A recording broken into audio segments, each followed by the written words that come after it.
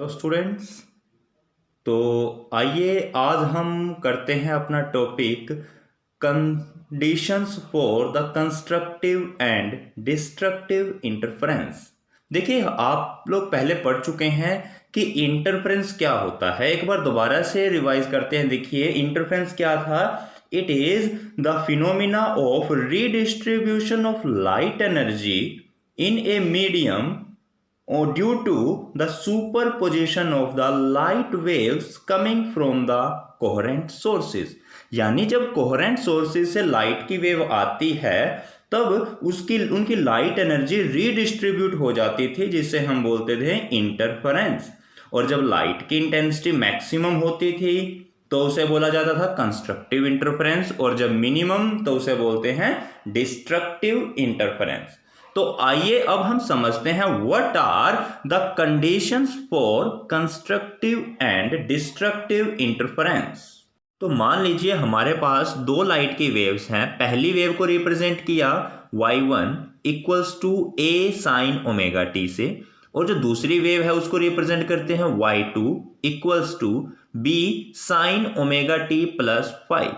देखिए, अब ये क्या है, ये एक सिंबल है सिंपली एक वेव का। y1 क्या है, उसके डिस्प्लेसमेंट, क्लियर। a क्या है, एम्पलीट्यूड, और साइन ओमेगा टी।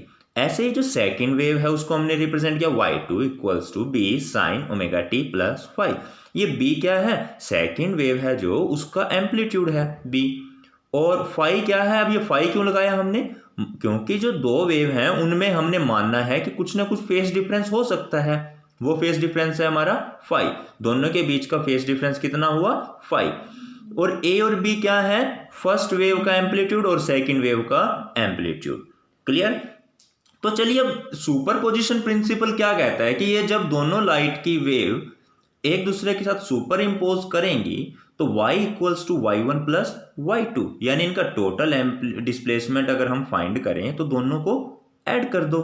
तो अब देखिए ध्यान से, यहाँ पर y1 की वैल्यू तो ये थी a साइन ओमेगा टी, और y2 की वैल्यू क्या थी, b sine omega t plus 5। तो दोनों को हमने क्या किया, ऐड। अब ये a साइन ओमेगा टी तो एज इट इज। अभी यहां पर देखिए आप साइन a प्लस बी का फॉर्मूला लगाओ, या साइन x प्लस वाई का फॉर्मूला जो आप ट्रिग्नोमेट्री में पहले पढ़ चुके हो। तो इसको जब हम फॉर्मूला लगाएंगे, देखिए b तो एज इट इज, जब इसको ओपन करेंगे सिर्फ इतने को, साइन x प्लस वाई को sine x cos y plus cos x sine y, clear. तो अब यहां से आप देखिए साइन ओमेगा टी यहां भी है, साइन ओमेगा टी यहां भी है, दोनों में से साइन ओमेगा टी को हम कॉमन निकाल लेंगे। तो साइन ओमेगा टी तो कॉमन आ गया, बच गया क्या, a plus b cos five, b cos five, clear. यहां से हमने साइन ओमेगा टी कॉमन निकाला तो हमारे पास ये आंसर आया, plus b cos omega t sine five, b cos omega t sine five, clear. अब ये तो ठीक है, हमने सिंपली क्या किया, y1 था एक y2, दोनों को ऐड किया according to the superposition principle. अब यहां पे कंसीडर करते हैं हम ये जो हमारी टर्म है ना, a plus b cos five, इसको मैं मान लेता हूं r कोस थीटा, और ये जो हमारी टर्म है दूसरी b साइन फाइव, इसको मैं मान लेता हूं r साइन थीटा, क्लियर। अपनी तरफ से बस कुछ वैल्यू हमने एक एज्यूम कर ली है। तो यहां पर ध्यान से देखिए, अगर मैं इसकी अब ये वैल्यू को यहां पुट करता हूं इस इक्वेशन में, साइन ओमेगा टी था एज इट इज, इसको हमने माना है आर कोस थीटा, तो ये आ गया मेरा r cos theta, plus cos omega t as it is, और इसको मैंने माना है आर साइन थीटा।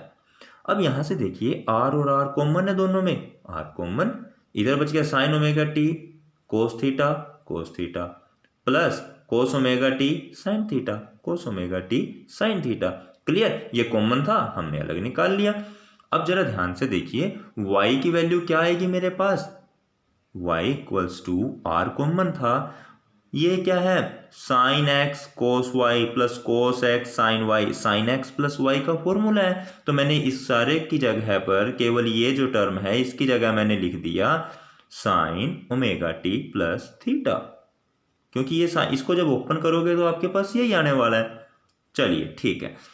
अब देखिए जो मेरी रिजल्टेंट वेव है ना, उसका जो एम्पलीट्यूड बनेगा मेरा वो होगा आर। जैसे फर्स्ट वेव का एम्पलीट्यूड था ए, सेकंड का था बी, अब जो नई रिजल्टेंट वेव आई है उसका एम्पलीट्यूड कितना होगा आर। क्लियर। अच्छा अब जरा ध्यान से देखिए, हम क्या करते हैं, squaring the equation 16 and 17 and adding. मतलब कि ये जो मेरे पास दो इक्वेशन है ना, ये दोनों, इसमें आर कोस थीटा इसमें आर साइन थीटा, इन दोनों को स्क्वेयर करो और जोड़ दो। तो देखो इसका करेंगे r square cos square theta, इसको करेंगे r square sine square theta, इनमें से आर स्क्वेयर कॉमन बचेगा क्या, cos square theta plus sine square theta. Clear. Equal to वही दोबारा से इसका स्क्वेयर प्लस इसका स्क्वेयर, स्क्वेयर प्लस इसका स्क्वेयर, हमने स्क्वेयर करके ऐड कर दिया दोनों इक्वेशंस को, बस और कुछ नहीं करना। क्लियर है। तो चलिए अब देखते हैं हमारे पास क्या आया। यहां पर r square cos square theta plus sine square theta क्या होता है 1, ये तो आ गया मेरा 1 इक्वल्स टू, अब इसको ओपन करो, a square plus b square plus 2ab, वो फॉर्मूला लगा दिया तो ये आ गया इसको ओपन करने के बाद हमारा। क्लियर। अब इसको ओपन करो, बी स्क्वेयर और साइन स्क्वेयर 5, इसको भी ओपन कर दिया। तो दोनों को ऐड करेंगे हम। देखिए यहां से ए स्क्वेयर तो एज इट इज, अब ध्यान से देखिए आप, यहां से और यहां से ये जो दोनों वैल्यूज हैं इनमें से बी स्क्वेयर कॉमन आ रहा है मेरे पास, बी स्क्वेयर इधर cos square 5 plus sine square 5, cos square 5 plus sine square 5 plus ये 2ab कोस 5 अलग, 2ab कोस 5। तो अब यहां पर क्या आया, देखिए आर स्क्वेयर की वैल्यू मेरे पास ये आ गई सारी। अब मैं आर निकालता हूं, यानी कि अंडर रूट करूंगा आर स्क्वेयर का तो आर बचेगा, और इस तरफ भी अंडर रूट कर दो, under root a square plus b square, ये तो value 1 plus 2ab cos 5, 2ab cos 5। तो ये आ गई भाई मेरे पास आर की वैल्यू कितनी, under root a square plus b square plus 2ab cos 5। अच्छा अब देखिए ध्यान से आप, जो कोई भी वेव होती है ना, एक वेव का जो टोटल इंटेंसिटी होती है that is directly proportional to its amplitude square. जो इंटेंसिटी है वो स्क्वेयर ऑफ एम्पलीट्यूड के डायरेक्टली प्रोपोर्शनल होती है, जितना ज्यादा एम्पलीट्यूड उतना ज्यादा इंटेंसिटी। और इस साइन को हटाने के लिए मैं एक टर्म यूज करता हूं दैट इज के, कांस्टेंट। के क्या है, कांस्टेंट। तो आई की वैल्यू क्या आ गई, के ए। अच्छा ध्यान से देखो यहां पर आप, जो फर्स्ट वेव थी उसकी इंटेंसिटी मैं ले लेता हूं I1, तो आ गई के ए का स्क्वेयर। तो सेकंड वेव थी I2, उसकी इंटेंसिटी वो हमने मान ली के बी का स्क्वेयर। तो जो रिजल्टेंट वेव आएगी उसकी इंटेंसिटी क्या होगी, के आर का स्क्वेयर, क्योंकि आर क्या है, रिजल्टेंट वेव का एम्पलीट्यूड। क्लियर। अच्छा चलो ठीक है। तो ये जो आर स्क्वेयर है इसकी वैल्यू मैं यहां से रखता हूं, आर की वैल्यू ये थी तो आर का स्क्वेयर करूंगा तो ये अंडर रूट हट जाएगा ना, तो a square plus b square plus 2ab cos 5, 2ab cos 5। Clear. तो ये आ गई मेरे पास रिजल्टेंट इंटेंसिटी। अच्छा अब एक बात ध्यान से देखिए आप, यहां पर k इंटू ए का स्क्वेयर, k इंटू ए का स्क्वेयर ये क्या था I1, तो मैंने k इंटू ए स्क्वेयर की जगह I1 रख दिया, k इंटू बी स्क्वेयर इसकी जगह I2, क्योंकि यहां पर हम बता चुके हैं पहले। ठीक है ना। अच्छा अगर मैं इसको भी ओपन करूं, देखिए इसको जब इससे मल्टीप्लाई करेंगे 2k a b कोस 5 तो ये आएगा ना। अच्छा अगर इसको फर्दर और सिंप्लीफाई किया जाए तो 2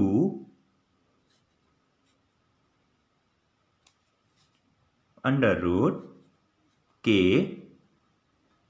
इंटू ए। क्लियर। अंडर रूट के इंटू बी, मतलब देखिए इस के को मैंने ऐसे लिख दिया, ओपन कर दिया, रूट के इंटू रूट के, मल्टीप्लाई करके के ही आने वाला है, एक की जगह ए, बी की जगह बी, और जो है हमारा यहाँ पर कोस 5। अब ध्यान से देखिए 2 को हमने 2 पुट कर दिया, और ये वैल्यू जो है मेरी आएगी अंडर रूट I1 के, यहां से देखिए आप, ठीक है, फाइंड आउट कर सकते हैं। ऐसे ही रूट के बी ये मेरा आएगा अंडर रूट I2, कोस 5 की जगह पर कोस 5। तो चलिए ये आ गई मेरे पास रिजल्टेंट इंटेंसिटी। क्लियर है। तो अब हम समझते हैं कि यहां पर जो हमने इंटेंसिटी तो फाइंड आउट कर ली, कंस्ट्रक्टिव के केस में क्या होगा और डिस्ट्रक्टिव के केस में क्या होगा, कौन सी कंडीशन है, वो अब हम फाइंड आउट करते हैं। तो देखिए जरा ध्यान से, यहां पर फॉर द कंस्ट्रक्टिव इंटरफेरेंस क्या होगा, जो हमारा cos फाई है उसकी वैल्यू मैक्सिमम होनी चाहिए। देखिए इंटेंसिटी मैक्सिमम होगी कब, कंस्ट्रक्टिव के केस में इंटेंसिटी मैक्सिमम तभी होगी जब cos फाई की वैल्यू 1 होगी, यानी मैक्सिमम होगी। तो cos फाई की वैल्यू मैक्सिमम क्या होती है, +1। और ये कब होती है, जब फाई मेरा 0, 2 पाई, 4 पाई, 6 पाई, 8 पाई ऐसे आगे बढ़ता चला जाए। तो अब इसको जनरल फॉर्म में क्या लिख सकते हैं, फाई की वैल्यू 2n पाई। जब n 0 होगा तो फाई 0, n 1 होगा तो फाई 2 पाई, n की जगह 2 पुट कर दूंगा तो आंसर ये आ जाएगा। तो ऐसे कुछ भी वैल्यू हो सकती है। तो फाई की वैल्यू आ गई 2n पाई। अच्छा अब मान लीजिए मेरे पास है x, that is the path difference between the two wave. देखिए जो दो वेव थी उनमें पाथ डिफरेंस कितना, x, फेस डिफरेंस कितना, फाई तो आ गया मेरा 2n पाई। अब पाथ डिफरेंस और फेस डिफरेंस में एक रिलेशन होता है इसकी, जब भी हमें पाथ डिफरेंस फाइंड करना है तो फेस डिफरेंस को λ/2 पाई से मल्टीप्लाई कर देना, ये याद रखना। फेस डिफरेंस को λ/2 पाई से मल्टीप्लाई कर देंगे तो मेरे पास आ जाएगा पाथ डिफरेंस। तो λ/2 पाई और फाई की जगह मैंने रख दिया 2n पाई, 2 पाई से 2 पाई कैंसिल, तो बच जाएगा n इंटू लैम्डा, यानी path difference equal to n lambda.